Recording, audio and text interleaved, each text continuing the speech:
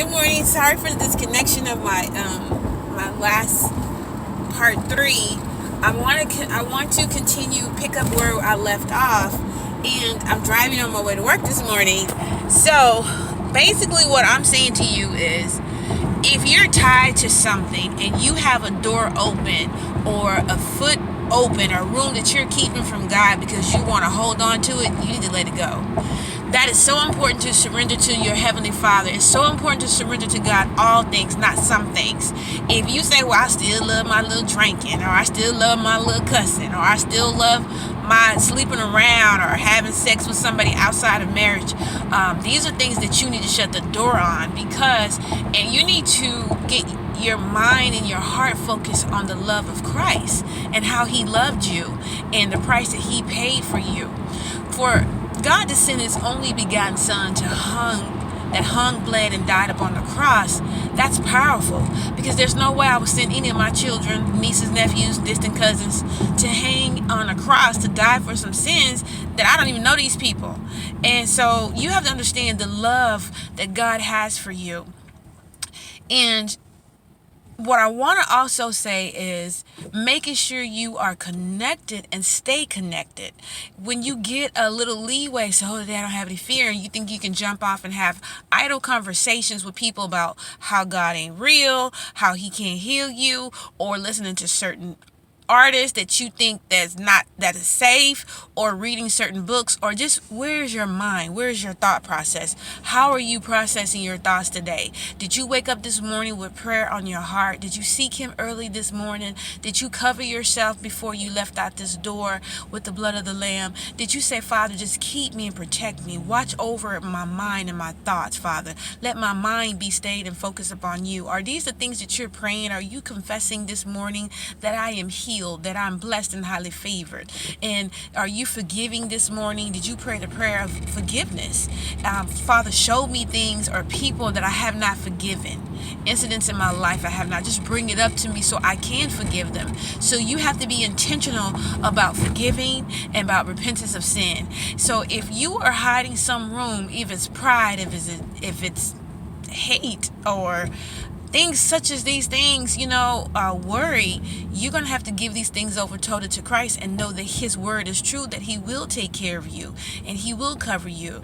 And again, I keep going back, knowing and understanding how your Heavenly Father loves you without a shadow of a doubt, and knowing how to bind the strongholds. You have to know how to utilize and use the tools that God has given you, which is the word of God. Now, you don't have to you don't have to go do no deed, do 100 jumping jacks. You don't have to do any of these things. And also, when you're suffering through anxiety and fear, a lot of times you don't eat and you don't sleep, and you have to practice getting yourself in a routine about getting a sleep schedule, even if you cannot sleep. People who have loud dreams and loud noises and stuff like that, God promised us sweet sleep. So you need to go in your word and start researching sleep. So these are the things you want to fall asleep doing with the word of God in your heart. You want to fall asleep reading the word of God, repeating and reciting the word of God. And there are moments that you'll feel your heart racing fast. There are moments you feel like you're having out of body experiences, meaning that you're feeling distant from your body because the anxiety, your body's into the flight mode.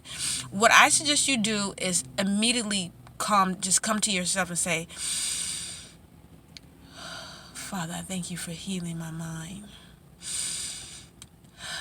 I shall not die, but live to declare the works of the Lord. These are exercises and practices that you need to work on doing immediately. When you start feeling like things are not real, this is not happening, start telling yourself, this is a real deal, this is happening, and this is war.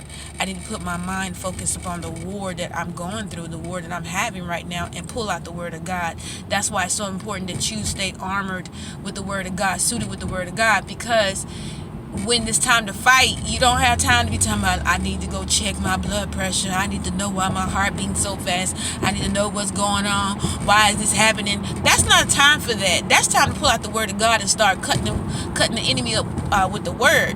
So that's important that you guys do that. Don't focus on the problem. Focus on resolving them. God will give you wisdom through prayer on what to pray for. But you can't get it there and start focusing on, I think my heart beating too fast. I'm having a heart attack. I think I can't breathe. I'm going to die. You already 2 steps in of doing the wrong thing.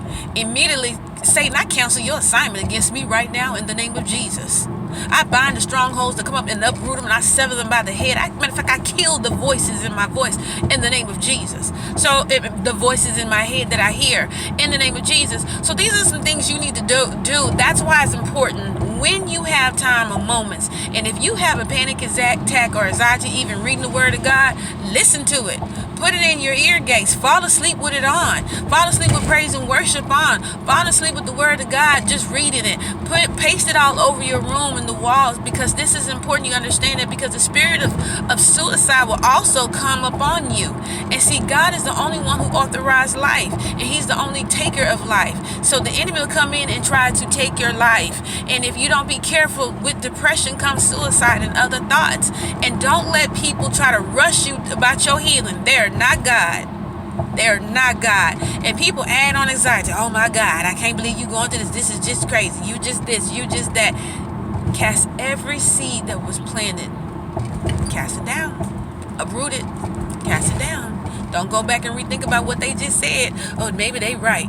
Maybe this. It's important that you try to eat little bits and pieces of food if you have an anxiety where you can't eat food. It's important that you get a healthy multivitamin in your life. That's also important. It's important that even if you sit outside in the sun or sit outside on the porch for a few seconds, if you can't sit for a few minutes, it's important that you get out and recognize God's nature. You recognize God, what He created. When you start going through other experiences, touch your skin and your face and say, Father, I thank you. I thank you for the ability to feel this going on with me, and show me how to walk in my peace through this storm. These things are very important to change your mindset. And like I said before, it's very important to get connected to a prayer group, people that love the Lord that can pray for you, because we have to stand in the gap for each other. And if you know someone that's going through these things, it's very important that you don't give up praying for them. We need to understand that this is a journey, and on this journey, we need people to stand by us in prayer. So I will be coming back with another one, but I wanted to conclude the last one that I had, and I'm sorry about being in such a rush today, but I'm on my way to work and I'm trying to get here. But I want you guys to know that I love you, and if you reach out to me, I will pray for you. I will send up prayers for you and have people standing in the gap for you. Gap Standers is a huge prayer group, and they pray for everyone, and they continue to pray for you. They will not stop praying for you until you see a breakthrough. And you can look them up on the internet, and it's Pastor Todd and Pastor Prophetess Brenda Todd. They are the founders of the co-founders of Gap Standers. And I also say, when you get connected, get involved in doing things at the church, be a part of membership, to be a part of something in the ministry, even if it's parking lot ministry, helping the kids, ushering.